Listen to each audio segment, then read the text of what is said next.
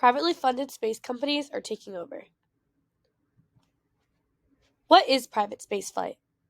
Private spaceflight is flight beyond the Kármán line, which is a boundary between Earth's atmosphere and outer space, that is conducted and paid for by an entity other than a government agency. It began after the space race, when commercial space launches became available to private operators. Where it all began. Private spaceflight began after the space race, when commercial space launches, like I said, became available to private operators. The first privately funded rocket to achieve spaceflight was the Conestoga 1, which was launched by Space Services Incorporated of America on September 9, 1982. According to the article, Companies Are Commercializing Outer Space. Do government programs still matter? There are three main privately funded space travel companies today.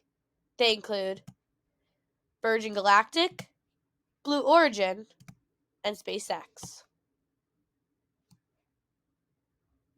Over the last 15 years, commercial activity in space has more than tripled, growing from $110 billion in 2005 to nearly $357 billion in 2020. Not only this, but in 2020, private spaceflight made up 80% of the estimated $447 billion global space economy. The article then goes on to discuss how private spaceflight is on a steady incline.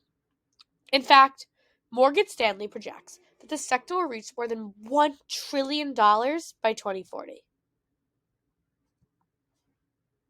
While Conestoga was the first privately funded rocket, Spaceship One was the first private suborbital human spaceflight.